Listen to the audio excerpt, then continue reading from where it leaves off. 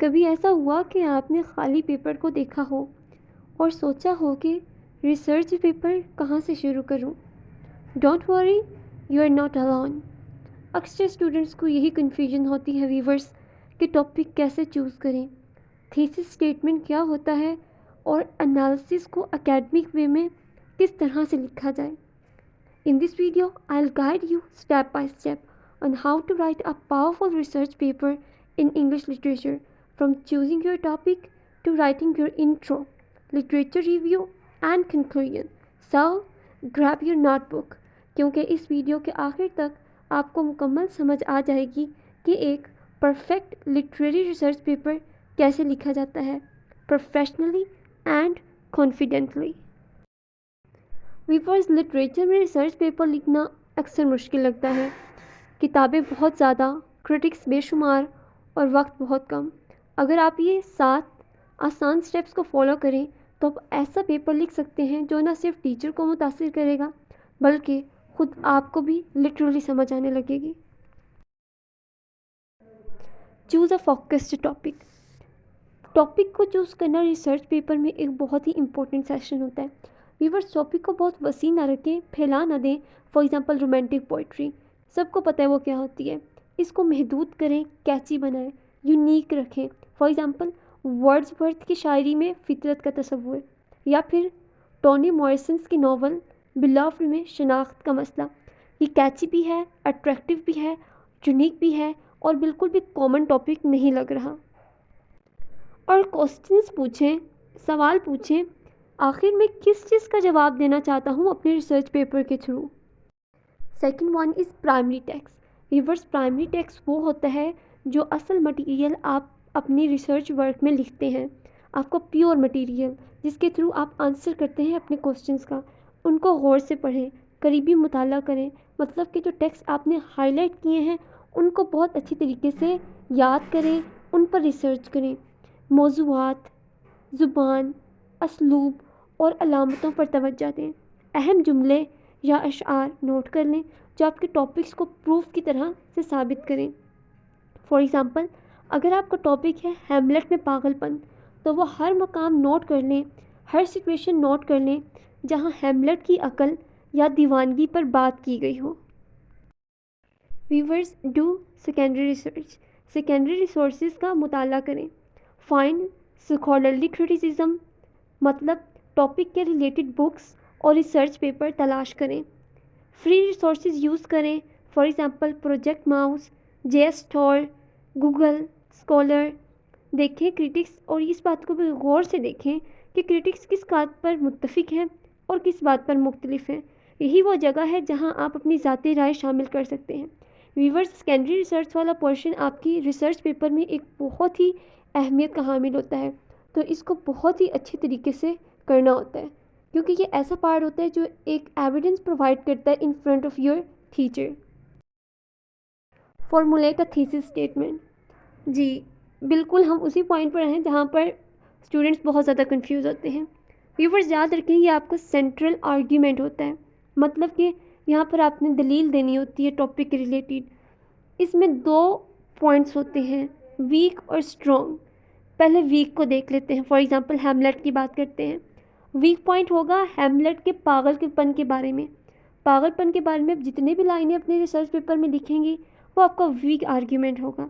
Strong argument, strong argument ये होगा कि शेक्सपियर ने हैमलेट में पागलपन को अकल के नुकसान के तौर पर नहीं बल्कि करप्शन जो दरबार में हो रही थी उसको बेनकाब करने के लिए एक हिकमत अमली के तौर पर दिखाया गया। देखा व्यूअर्स, स्ट्रॉन्ग और वीक पॉइंट ये आपके सेंट्रल आर्ग्यूमेंट के तौर पर काम करते हैं, मतलब एक दलील प्रोवाइड करते हैं आपके रिसर्च पेपर में कि आपका टॉपिक किस तरह से सेगमेंटली डिवाइड है और किस तरह से हर एक पॉइंट आपके रिसर्च पेपर को कंस्ट्रक्ट करने में मदद दे रहा है। आउटलाइन, अब ये वो पार्ट है आपके रिसर्च पेपर का जहाँ पे आप अपने रिसर्च पेपर के क्वेश्चंस, आंसर्स, थीसिस स्टेटमेंट को ऑर्गेनाइज करने वाले हैं। तो आप अपने एक क्रिएट करेंगे विजुअली आउटलाइन जिसमें आप शामिल करेंगे इंट्रो, टॉपिक, हिस्टोरिकल बैकग्राउंड और थीसिस, और दरमियान वाला पार्ट आपका कहलाएगा बॉडी जिसमें आप हर पैराग्राफ में एक पॉइंट शामिल करेंगी और एक एविडेंस टेक्स्ट से। प्लस क्रिटिसिज्म, मतलब कि एक ऐसा पॉइंट शामिल करेंगी जो आपकी बात की बिल्कुल उल्ट होगा, फॉर एम्फोसिस, ठीक है।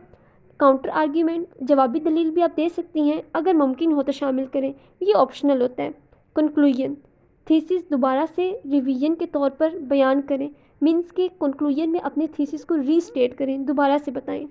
ओके वीवर्स, फर्स्ट वन क्या शामिल करना है, इंट्रो, देन इंट्रो में क्या क्या आपने रखना है, टॉपिक, हिस्टोरिकल बैकग्राउंड, थीसिस, दरमियान वाले पार्ट में बॉडी, और बॉडी में हर पैराग्राफ में एक पॉइंट जो कि एविडेंस से रिलेटेड होगा, टेक्स्ट से, एक ऑपोजिट पॉइंट्स बयान करें, और अगर ऑप्शनल है आप उन पॉइंट्स का जो कि ऑपोजिट हैं उनका आंसर करने के लिए जवाबी दलाइल या जवाबी आंसर भी दे सकते हैं।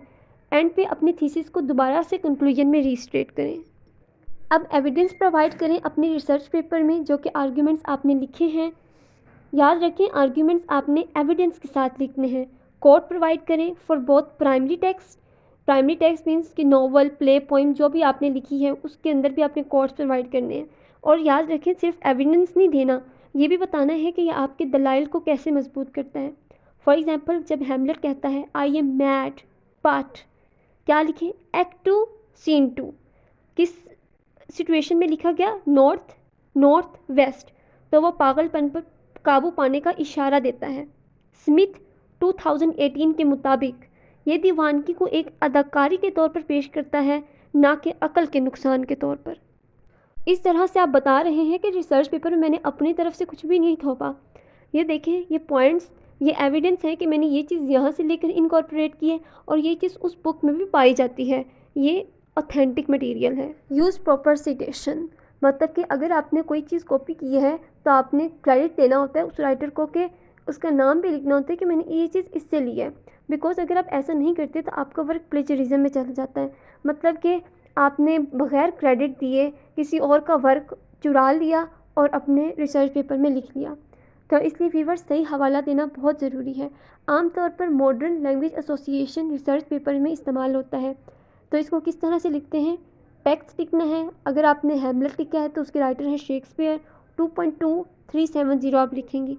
अगर आपने वर्क्स जो उसके लिए हैं उनको साइट करना है, सिटेशन प्रोवाइड करनी है, तो इस तरह से लिखेंगे, Shakespeare, William dot Hamlet dot edited by Harold Jenkins, Methuen, 1982। इस तरह से आप प्रॉपर क्रेडिट दे रहे हैं उस राइटर को जिस राइटर का वर्क आपने अपने रिसर्च पेपर में इनकॉर्पोरेट किया है। Last one viewers, revise and edit, explanation, paper work और फॉर्मेट को दोबारा से चेक कर लें। हर पैराग्राफ को देखना है कि क्या आपने थीसिस से जोड़ा है। गैर ज़रूरी एक्सप्लेनेशन को निकाल दें, because analysis matters more than retailing.